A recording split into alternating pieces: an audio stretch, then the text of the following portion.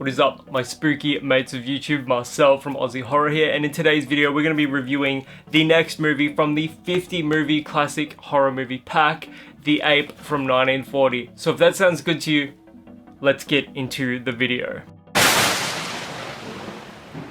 Released in 1940, directed by William Tsai, written by Kurt Siodmak, who also wrote The Wolfman, this movie has a surprisingly decent pedigree considering it comes from one of the Poverty Row film companies, Monogram Pictures. Monogram Pictures has a storied history, and if you want to read more about that, there's a couple of great articles online about the production company. But honestly, The Ape is one of those horror movies that should be on your radar.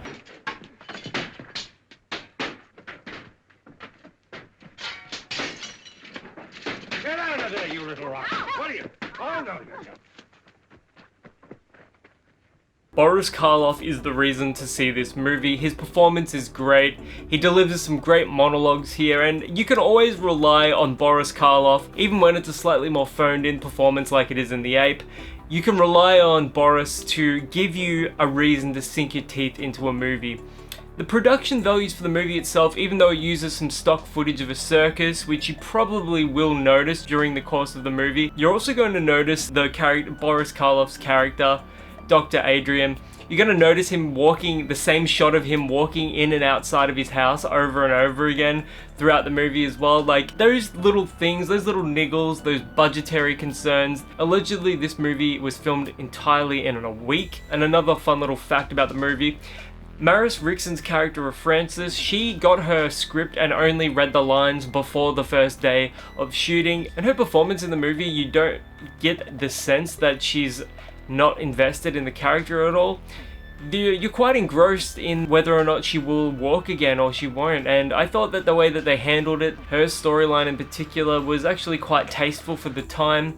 Obviously it's not going to be as tasteful as they would do it nowadays. Considering the time this movie was made in, I think that's pretty impressive. What are you trying to do? Drive that animal crazy?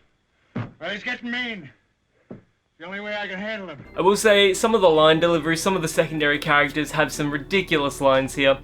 Gene O'Donnell's character of Danny, he says this ripping line of, "I don't like things I don't understand," and when I heard that line, I just lost my shit, man. That was so funny to me. It's just another one of those quirks of a movie from this time frame, from this era. You're gonna get little bits of dialogue like that, but honestly, for the most part, I thought the writing was fine. The cinematography was nowhere near as good as The Amazing Mr. X. I think that movie has such an edge when it comes to the cinematography and the way the shots are lit, the way the shots are composed.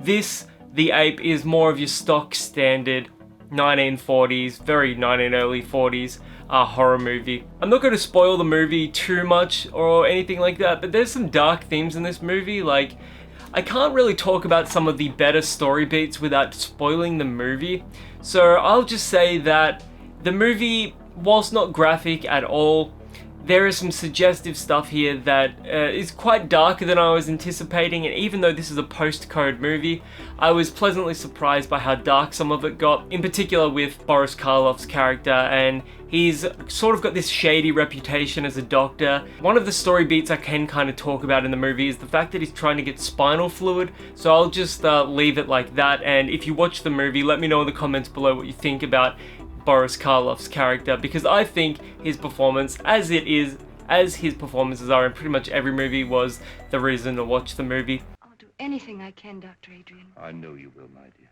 It's not going to be easy. It's going to hurt. But when it hurts, don't be afraid. Just remember that when the pain is gone, it'll leave new life behind. Some of the music and scoring is great, but in other times, in other scenes, it kind of comes across as way goofier than you would want. At least way goofier than I would have made it. But that's like a tiny little nitpick for what is, you know, almost 100-year-old movie now. A slight bit of disappointment, I would have to say, is that the character of the ape in particular, the titular character here, you don't really see the ape all that much. Not a lot of the movie is about the ape, and that's probably my only major gripe with the movie. It's nothing like King Kong, so don't go into this movie expecting there to be just some incredible special effects. Although some scenes of the ape, in particular the nighttime shots, the ape looks fantastic, the effects are great, but when it's daylight and more well lit, let's say, the creature effects of the ape are less stellar. But I'll let you guys make up your mind for yourself. All in all of that stuff just adds to the charm of the movie. I didn't necessarily love it, but I did like it. The Ape is definitely worth a watch. It's got a really short runtime of basically an hour, so if you just feel like watching an old movie one day and you've got an hour to spare, this should absolutely be on your radar. It's got a great performance by Boris Karloff, and Maris Rixson's performance as Francis is also quite good as well. The secondary characters, although there are some goofy ones, they do a fine job as well, and I honestly think that of the two movies that I've seen so far, I probably preferred The Amazing Mr. X just because Turin Bay's performance in that was so unexpectedly great and the cinematography was great as well. But this movie is definitely worth watching. So if you're a little bored one day and you're looking for an old horror movie to watch, you don't mind a little bit of cheese, but you do love some Boris Karloff, as we all do, definitely consider checking this one out. If you've ever watched it before, let me know what you think about it in the comments below. And coming up next, we've got Atom Age Vampire from 1960, and this is another black and white movie, and I'm looking forward to that one. The name is fantastic. My name is Marcel from Aussie Horror, and I'll catch you guys around. This is spooky.